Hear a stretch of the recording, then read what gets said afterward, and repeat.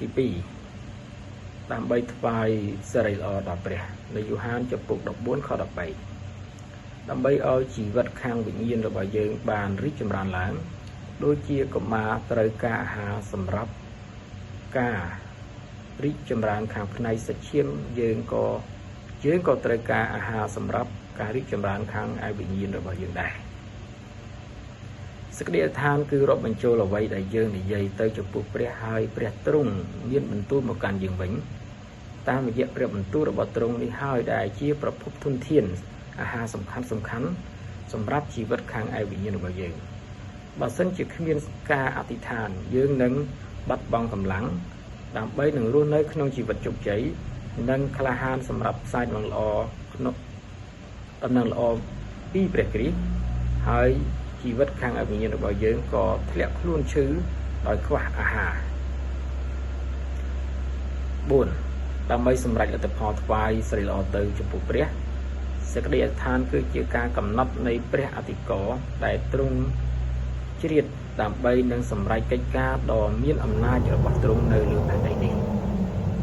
ព្រះគម្ពីរបានកត់ត្រាពីកិច្ចការរបស់ទ្រង់ផ្លាស់ប្ដូរអាកាសធាតុនិងមនុស្សដែលជាប់តុឲ្យរួចមានសេរីភាពដោយព្រោះសេចក្តីអធិដ្ឋានរបស់ពួកគេឥឡូវនេះទ្រង់នៅតែឆ្លើយតបចំពោះអស់អ្នកណាដែលអធិដ្ឋានសេចក្តីអធិដ្ឋាននឹងធ្វើឲ្យដំណឹងល្អនៃព្រះគ្រីស្ទបានផ្សាយទៅបង្កើតផលផ្លែ5ដើម្បីប្រាប់ទ្រង់អំពីសេចក្តីប្រាថ្នារបស់យើងអាចថ្លែងប្រាប់ទ្រង់នៅអ្វីដែលយើងត្រូវការចង់បានអំពីទ្រង់តាមរយៈការអធិដ្ឋានភីលីបចំពុក4ខ6ដល់ខ7 5តែយើងត្រូវអធិដ្ឋាននៅពេលណាគឺអធិដ្ឋានឥតឈប់ឈរអធិដ្ឋានគ្រប់ពេលបញ្ហាដែលកើតឡើងមួយថ្ងៃក្នុងជីវិតរបស់យើងត្រូវកំណត់ពេលវេលាពិសេសរាល់ពេលសម្រាប់ការអធិដ្ឋានលេខ2តូចលេខ6តែយើងត្រូវអធិដ្ឋានអំពីអ្វីដៃម្ខាងរបស់យើងមានម្រាម5ហើយនៅពេលអធិដ្ឋានយើងតែងតែលើកដៃឡើងសំពះក្នុងការអធិដ្ឋានក៏មានគោលការណ៍5យ៉ាងដែរគោលការណ៍នេះនឹងបង្រៀនយើងជាផែនទីដឹកនាំយើងក្នុងការអធិដ្ឋាននិងជួយរក្សាឲ្យជីវិតនៃសេរីអធិដ្ឋានរបស់យើងមានសភាពនឹងនោះការសរសើរដំណើរទី1គឺការទទួលស្គាល់លក្ខណៈនិស្ស័យនិងអត្តចរិតលក្ខណៈរបស់ព្រះនេះគឺការឆ្លុះបញ្ចាំងត្រឡប់ទៅចំពោះព្រះវិញ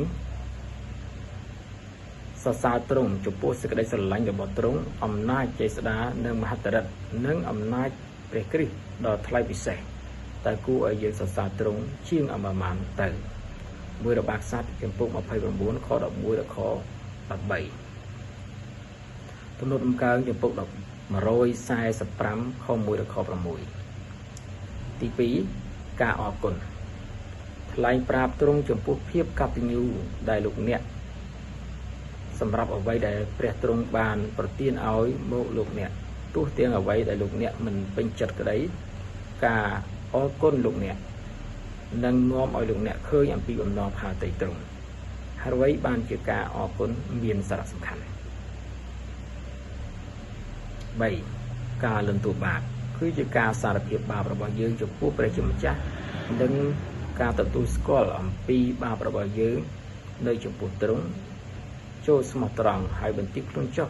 ចូលនឹកចាំថាព្រះទ្រង់ស្គាល់លោកអ្នកហើយទ្រង់នៅតែស្រឡាញ់អ្នកហើយអ្វីការលន់តួបាបមានសារៈសំខាន់ម្ល៉េះយើងអាចបាននៅព្រះគម្ពីរយ៉ូហានចំពុក1ខ9យ៉ូហានទី1ចំពុក1ខ9តបទំកើងចំពុក32ខ5ទី4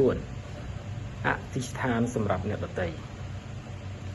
ការអធិដ្ឋានពីស្ថានភាពរបស់បុគ្គលផ្សេងទៀតហើយយើងអធិដ្ឋានសម្រាប់សេចក្តីត្រូវការរបស់ពួកគេតើមានអ្វីរាប់បញ្ចូលនៅក្នុងការនេះខ្លះ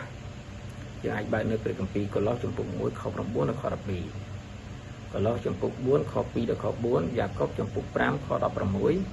1ធីម៉ូថេចំពុក2ខ2ទី5តូចសេចក្តីសំណពរគឺជាការសូមដល់ព្រះសម្រាប់សេចក្តីត្រូវការរបស់យើងផ្ទាល់ សេចក្តីនេះគឺជាការស្នើសុំពិសេសតើត្រូវសុំពីទ្រង់ដោយរបៀបណាយើងអាចនៅបើកនៅព្រះគម្ពីរយ៉ាកុបចំពុក4ខ2ដល់ខ3ម៉ាថាយចំពុក7ខ7ដល់ខ8លេខ7ធំតើយើងត្រូវធ្វើដូចម្តេចដើម្បីទទួលចម្លើយ1ចូលនៅជាប់នឹងទ្រង់បើសិនជាយើងរស់នៅជាប់នឹងទ្រង់ហើយព្រះបន្ទូលទ្រង់នៅជាប់ក្នុងយើងនោះយើងនឹងស្គាល់អំពីអំណរហារតីទ្រង់យើងអាចនឹងសុំអ្វីតាមដែលយើងប្រាថ្នាយូហានដំណឹងល្អចំពុក15ខ7ពីព្រោះបំណងចិត្តរបស់យើងធ្វើតាមអំណរហារតីរបស់ទ្រង់នៅជាប់នឹងទ្រង់គឺដើរដោយវិញ្ញាណហើយគ្មានអំពើបាបណាដែលមិនទាន់លន់តួនោះឡើយហើយជាមួយនឹងវិញ្ញាណដែលត្រៀមសម្រាប់ការងារគ្រប់ពេលទ្រង់គ្រប់ពេល2ចូលសុំចុះដើម្បីទទួលចម្លើយនៃសេចក្តីទីឋានតែយើងត្រូវធ្វើដូចម្តេចយើងអាចបាននៅព្រះគម្ពីរយ៉ាកុបចំពុក4ខ2ខ3យ៉ាកុបយូហានចំពុក14ខ14យូហានដដែលដំណឹងល្អចំពុក16ខ26ចូលមានសេចក្តីជំនឿតើព្រះយេស៊ូវគ្រីស្ទទ្រង់បានសន្យាអ្វីម៉ាថាយចំពុក21ព្រះអង្គមិនសូមសេចក្តីជំនឿដ៏ធំបំផុតអំពីយើងទេគឺឲ្យគ្រាន់តែជឿលើព្រះបន្ទូលរបស់ទ្រង់ប៉ុណ្ណោះជីវិតនៃសេចក្តីជំនឿគឺអាចពិសោធន៍ទៅចំពោះមនុស្សដែលមានស្ដាប់បង្គាប់អាចនិយាយថាដែលបានស្ដាប់បង្គាប់តែប៉ុណ្ណោះលោកអ្នកនឹងមិនអាចជួបមនុស្សដែលមានសេចក្តីជំនឿចំពោះព្រះហើយនៅពេលដែលទ្រង់បង្គាប់ឲ្យដាក់សេចក្តីជំនឿលើទ្រង់នោះស្រាប់តែគាត់បដិសេធមិនឡើយដោយសារសេចក្តីជំនឿយើងអាចនឹងទទួលនៅចម្លើយនៅសំណុំពររបស់យើងបើសិនបើលោកអ្នក